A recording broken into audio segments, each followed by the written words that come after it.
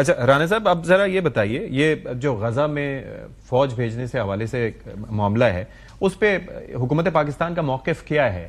پاکستان بھیجے گا، نہیں بھیجے گا، یا کیا اس پہ ابھی سوچا جا رہا ہے اس پہ؟ دیکھیں، اس کے اوپر مختلف لوگ اپنا جو ہے وہ اظہار خیال کر رہے ہیں، لیکن میں ذاتی طور پہ سمجھتا ہوں ابھی گورنمنٹ نے اس پہ کوئی فیصلہ نہیں کیا. گورنمنٹ جب بھی فیصلہ کرے گی وہ کیبنٹ میں ڈسکس ہوگا، اور ہو سکتا ہے پارلیمنٹ میں بھی ڈسکس ہو. یہ وزیر اعظم کی صوابدید ہے اگر وہ پارلیمنٹ کی رائے لینا چاہیں. لیکن میں ذاتی طور پہ سمجھتا ہوں کہ اگر پاکستان کی فوج وہاں پہ جائے گی، پاکستان کی فوج کا بڑا ایکسپیرینس ہے. اس سے پہلے بھی اقوام متحدہ کے جہاں پہ بھی معاملات رہے ہیں تو پاکستانی فورسز نے وہاں پہ جا کے بڑی ہی پروفیشنل انداز میں جو ہے وہ اپنی جو ہے وہ ذمہ داریاں نبھائی ہیں. تو اگر پاکستان کی فورسز وہاں پہ ہوں گی تو وہ اپنے جو فلسطینی بھائی ہیں ان کی بہتر طریقے سے جو ہے حفاظت، خدمت، اور جو بھی وہاں پہ یہ جو پیس ایگریمنٹ ہوا ہے اس کو امپلیمنٹ کرنا ہے نا. کوئی وہاں پہ جا کے جو فورسز ہوں گے انہوں نے اپنی طرف سے تو کوئی بات نہیں کرنی انہوں نے، تو وہ بہتر انداز سے کر سکیں گی. اور ہمیں چاہیے کہ یہاں پہ تقریریں کرنے، ریلیز نکالنے اور جلسہ جلوس کرنے کے علاوہ کوئی پریکٹیکلی اگر ہمیں موقع ملتا ہے تو ہمیں وہاں پہ جا کے اپنے فلسطینی بھائیوں کی خدمت کرنی چاہیے. اس پروسیس میں ہمیں جو ہے وہ شامل ہونا چاہیے. یہی وہ معاہدہ ہے کہ جس سے وہاں پہ امن آیا ہے. اس سے پہلے جو وہاں پہ روز ہو رہا تھا وہ آپ کے سامنے ہے، اور ہم اس میں کچھ بھی نہیں کر پا رہے تھے ماسوائے یہاں پہ نعرے لگانے کے اور ریلیز نکالنے کے.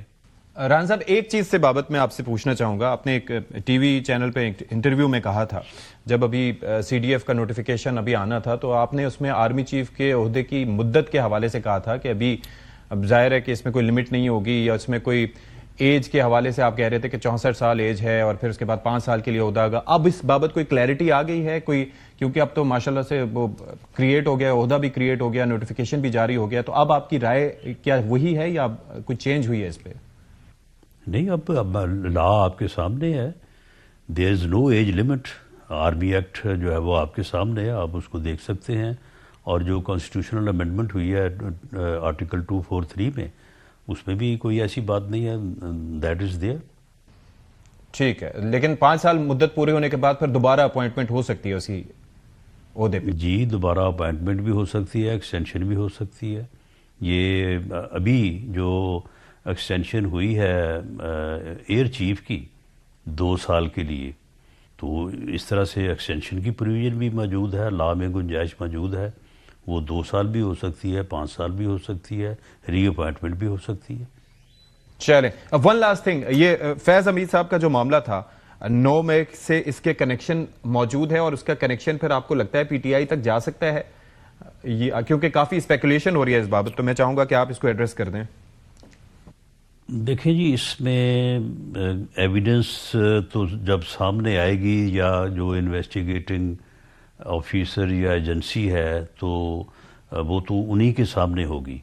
لیکن جو ریومر ہے یا جو بہت باخبر لوگ جو بات کر رہے ہیں، تو وہ تو یہ کہہ رہے ہیں کہ وہ جو لانگ مارچ ہوا تھا آرمی چیف کی اپائنٹمنٹ رکوانے کے لیے، اور اس کے بعد یہ جو 9 مئی ہوا ہے، تو اس میں وہ کہہ رہے ہیں کہ یا اس خیال کا اظہار کر رہے ہیں کہ فیض حمید صاحب ہی ان چیزوں کے آرکیٹیکٹ تھے.